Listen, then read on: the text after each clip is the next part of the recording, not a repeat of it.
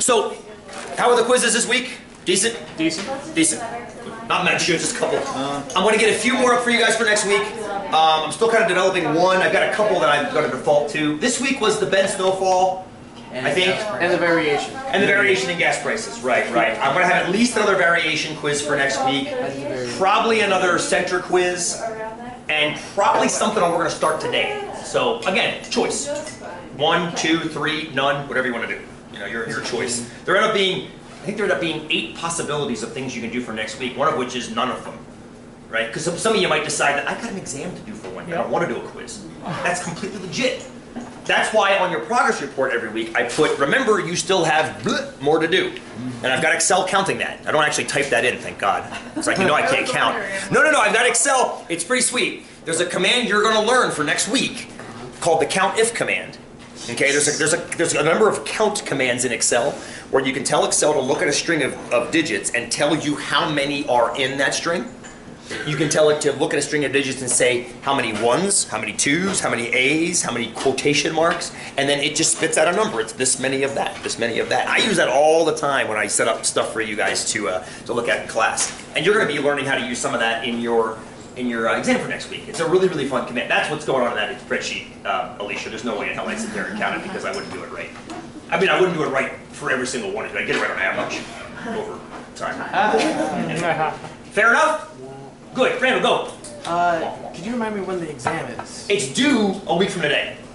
So it's just like everything else, though. It's just like a project, just like a quiz. It's got to be in before 10:15. I know I haven't put the Blackboard link up for you yet. I know that. And I'm going to do that probably Friday. But hopefully you've gotten a chance to crack it open and take a look at it. Remember, Blackboard's just there to submit stuff in with. That was a terrible sentence. So Blackboard is just there so you can send stuff to me. It's just, I ended with like 3 prepositions. Not just 1, but 3. So yeah, you could totally crack the, right there. Very, very nice. Have you taken a look recently, let me find it real quick, at the map of the GMO? I'm really glad I took the screenshot of that when I did, because it has gotten, it's gotten crazy. Measure 92 interactive map. I'm really, really glad. Let me find it here. Oh, the 92? I didn't realize when I took that screenshot, I didn't realize this was an Oregon initiative. I thought this was some kind of nationwide thing. No. I had no idea. I thought it would have been California. This is the one I took a screenshot of you guys with. And these numbers look very familiar to what they did, but it's no longer these numbers. Let's see if this is the link. Yeah. Look at what it is now. Holy crap. Yeah. I am so glad. I cannot even begin to express to you how glad I am. I didn't wait until this week to take a screenshot.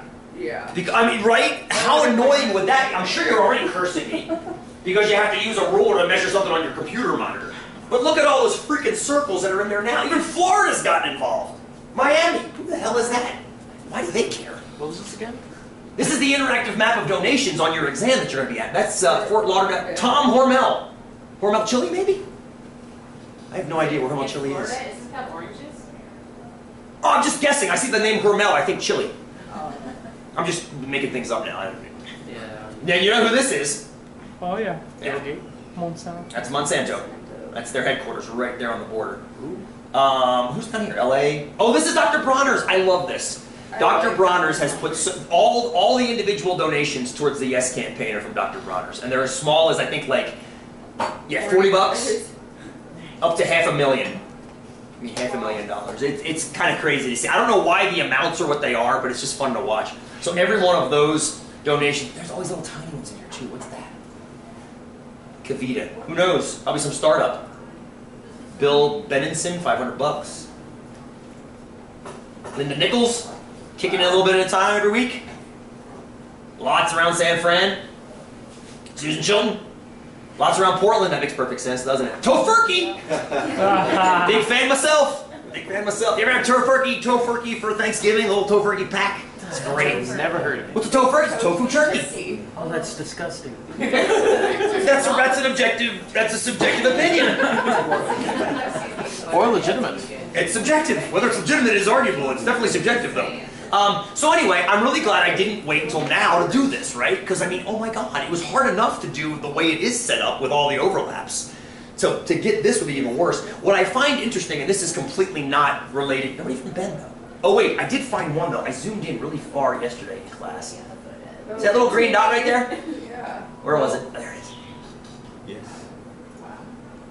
Kimberly, Oregon. James Kelly. I wonder $1,000. if he's a farmer or if they're Probably. Lives in Kimberley, he's a farmer. Yes. Listen, it's okay. I didn't know that. I didn't know that. I just love that. There's little tiny green dots. Now, obviously, I didn't make you include those in your analysis because what is $1,000 going to do when you're comparing it to 11 billion or 5 billion? I mean, and honestly, it doesn't do anything when you put it in terms of this. But look at the numbers here, what they are now versus what they were when you took that screenshot not even 2 weeks ago. It was at 5 billion and 2.5 billion. Now, what I find interesting is that it's still a 2-to-1 ratio. Your numbers were about 2 to 1. I'm guessing when you did the division of the 5.45 to 2.84, it comes out to be about 2 to 1. I think I told you to round to that. Those are still at just about a 2 to 1 ratio, but both the amounts have quintupled in what they were since then. Isn't that amazing? Alicia, go ahead. Well, Or double, I should say. Not quintuple. I noticed when I looked at the map originally how it was like all corporate contributions, and then until recently it was a majority of individual contributions. And I just thought that that was a really interesting. Yeah, if you look at the no individual contributions, when I took the screenshot for you, $190 from individual towards the no campaign. It is currently up to a ridiculously incendiary $585. Individuals could care less about this, apparently, if they're voting with their belief system. The yes campaign had about $400,000 from individuals. That's quadrupled. Now, granted, they both about quadrupled. But quadrupling $250,000 versus quadrupling $100 is a slightly different amount of money, yes? I mean, I think we think. So I find that fascinating too. That's not part of your exam, FYI. That isn't part of your exam. Your exam is only looking at the map and seeing if the map did a good job of showing the data. Not to, spoiler alert, it didn't. Your job is to prove why. So, spoiler alert, the map is skewed, the map is biased. Your job is to show why mathematically, which is what you'll be doing through the exam. So, just so you know. Devin, go ahead. So if the majority of money from for the no came out of Monsanto, why did the map went like? Shouldn't it go? You're answering the question. Oh, You're answering question 1 on the exam by answering that question. Yes, that's the first. I think I told you in the map when the first time I saw this, I'm like, here we go again, because I had a gut feeling. I'm like, I see the numbers, I see the map, and I think there's a problem. That I'm a skeptic. Unfortunately, I become pessimistic when I see news. I don't want to turn you guys into that. I want you guys to go into the news skeptical, right? Asking questions, finding answers. I have learned over time that for every 10 news articles I read, 9 of them are misleading in some way, whether unintentional or intentional. Now, I like to be skeptical, not pessimistic, and that I give them the benefit of the doubt. And I would almost guarantee that whoever made this map was in favor of a yes vote on the bill. I would almost guarantee that they were in favor of a yes vote, because in my opinion, they're exaggerating the no contributions. They're trying to make them look bigger than they actually are. And you'll prove why when you do question number 1. Is that fair? You guys don't believe me? That's totally fine. You don't have to believe me. But that's the point. The point is the mathematics isn't arguable. Once you take the measurements and calculate the areas, the numbers come out.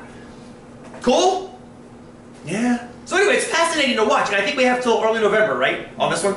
Yeah, it'd be It's cool. November 4th, I think. What I'd love to see, and I wish I would have been doing this whole time, is tracking the daily amounts as they update them and seeing how they've changed over the past 3 weeks or 4 weeks or 5 weeks. And I'm hoping somebody did somewhere, and I can go back and cherry pick the data. But I didn't realize it was interactive. I mean, I thought it was like a point in time thing. I didn't realize it was constantly updating. So pretty rad, huh? Or it makes your brain hurt, but it's pretty rad regardless whether it makes your brain hurt or not. So, all right. So thank you for playing along with that.